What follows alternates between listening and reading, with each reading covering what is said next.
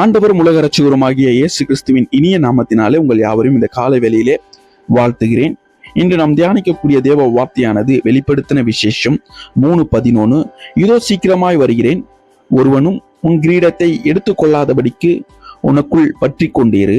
ஆமீன். அன்பு சகோதர சகோதரிகளே, இந்த நாளிலும் தேவனுடைய கரத்தில் ஒப்பு கொடுத்து ஆரம்பிக்கும் இந்த வேளையிலும் கர்த்தர் நமக்கு ஒரு முக்கியமானதை நினைவூட்டுகிறார். உனக்குள்ளதை பற்றி கொண்டிரு.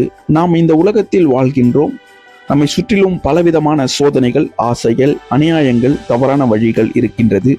சில நேரங்களில் நம்முடைய நம்பிக்கை தளர செய்யும் சூழ்நிலைகள் வருகிறது.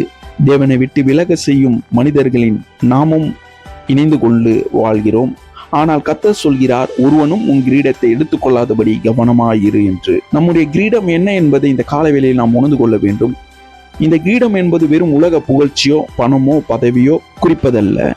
நம் தேவனுக்காக உண்மையாக வாழ்ந்து விசுவாசத்தை காத்து கொண்டு பரிசுத்தத்தையும் நீதியையும் நிலைநிறுத்தும் போது தேவன் நமக்காக வைத்திருக்க நித்திய பலனை இதை நினைவூட்டுகிறது. உலகத்தில் சிலர் நம்முடைய மனதை மாற்றலாம், சிலர் நம்முடைய நம்பிக்கையை குறைக்கலாம், சிலர் தவறான பாதையில் அழைக்கலாம், சிலர் சூழ்நிலைகள் இப்படி வாழ்ந்தால் மட்டுமே இந்த உலகத்தில் வாழ முடியும், கொஞ்சம் சமரசம் செய்து கொண்டால்தான் இந்த உலகத்தில் வாழ முடியும் என்று சொல்லலாம்.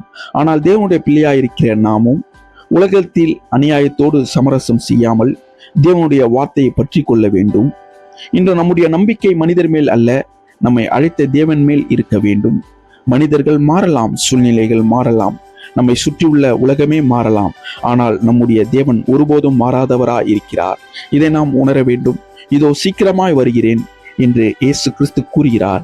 எனவே அவர் வருகையில் எதிர்பார்த்து கொண்டிருக்கிற மக்கள் நாம் ஒவ்வொரு நாளும் ஆயத்தமாக வாழ வேண்டும். நம் வாழ்க்கை சமூகத்தில் எவ்வளவு அநியாயம் இருந்தாலும் நம் அநியாயம் செய்யாமல் இருக்கும் ஒரு வாழ்க்கையாக இருக்க வேண்டும். மற்றவர்கள் பொய் சொன்னாலும் நாம் உண்மையை பேச வேண்டும்.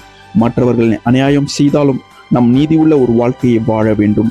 மற்றவர்கள் தவறான வழியில் சென்றாலும் நம் தேவனுடைய வழியில் நடப்போம்.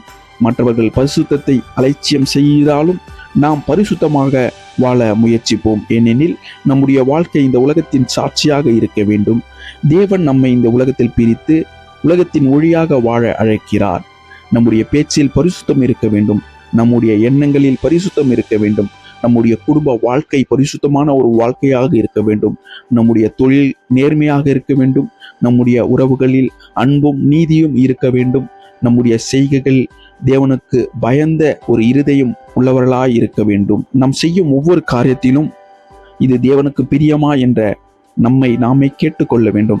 என் அன்பானவர்களே, இந்த காலவெளியிலே நீங்கள் பரிசுத்தமான ஒரு வாழ்க்கையை வாழ்ந்து தேவனுடைய நீதியை நாம் தரித்து கொண்டு இந்த உலகத்தில் வாழும்போது உண்மையாகவே தேவனின் கிரீடத்தை நாம் பெற்றுக்கொள்ள தேவன் அனுக்கிரகம் செய்வாராக. இந்த நாளில் நம்பிக்கையோடு எழுந்திருங்கள், பரிசுத்தமாக வாழுங்கள், நீதியை செய்யுங்கள், உங்கள் விசுவாசத்தை உறுதியாய் பற்றி கொள்ளுங்கள். கர்த்தர் உங்களோடு இருக்கிறார். God bless you.